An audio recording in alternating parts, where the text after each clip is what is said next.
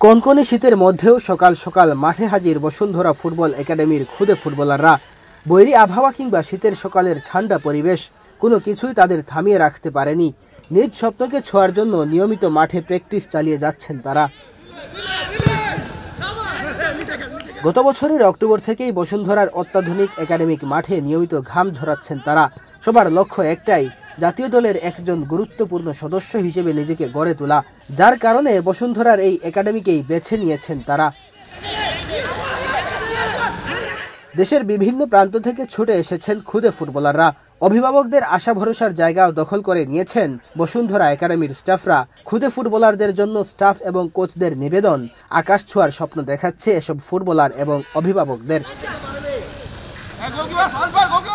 প্রশিক্ষণ নিতে আসা বেশিরভাগ শিক্ষার্থী আগে বিভিন্ন একাডেমির অধীনে প্রশিক্ষণ নিয়েছেন, কিন্তু বসুন্ধরা একাডেমিতে আসার পর তাদের আত্মবিশ্বাস বেড়েছে কয়েক গুণ।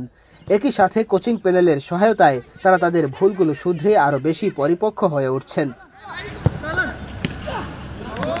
ময়মনসিংহ থেকে প্রশিক্ষণ নিতে এসেছেন এই খুদে ফুটবলার। তার বল কন্ট্রোলিং কিংবা ড্রিবলিং দেখে যে কারোর চোখ আটকে যেতে পারে। ড্রিবলিং স্টাইল অনেকটা ব্রাজিলিয়ান কিংবদন্তি রোনালদিনহোর মতো। আইডল হিসেবেও মানেন ব্রাজিলিয়ান এই সুপারস্টারকে। বল পায়ে পুরো মাঠ দাপিয়ে বেড়ান, বল নিয়ে ছোটেন এ প্রান্ত থেকে ওই প্রান্তে। ছোট্ট বয়সে বলের ওপর এমন নিয়ন্ত্রণ কিংবা চোখ দাধানো ড্রিবলিংয়ের জন্য ক্রেডিট দিয়েছেন বসুন্ধরার কোচকে।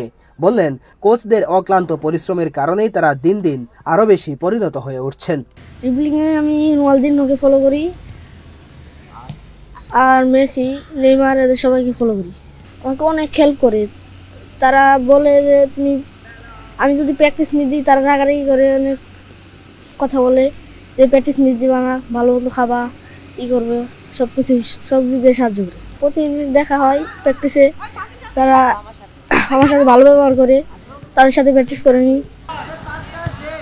আপাতত শুধু ছেলেদের প্রশিক্ষণ দেওয়াচ্ছে বসুন্ধরা ফুটবল একাডেমি, যেখান থেকে উঠে আসবে ভবিষ্যৎ ফুটবলের স্বপ্ন সারথি। তবে শিগগিরই মেয়েদের জন্য অনুশীলন শুরু করার পরিকল্পনা করছে কিংস কর্তৃপক্ষ, যেখান থেকে ফুটবলার তৈরি করে নিজেদের ক্লাবের পাশাপাশি জাতীয় দলের জন্য খেলোয়াড়ের যোগান দেবে তারা। মেহেদী হাসান তালহা, বাংলাদেশ প্রতিদিন।